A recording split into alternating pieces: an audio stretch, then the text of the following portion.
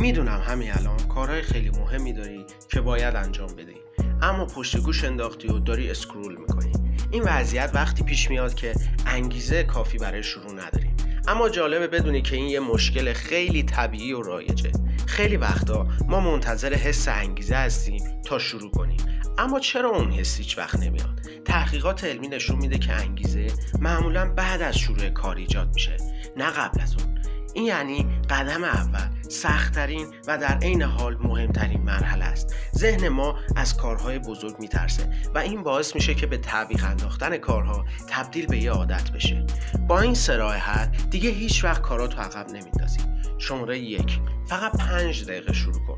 به جای فکر کردن به کل کار، فقط به 5 دقیقه اولش فکر کن.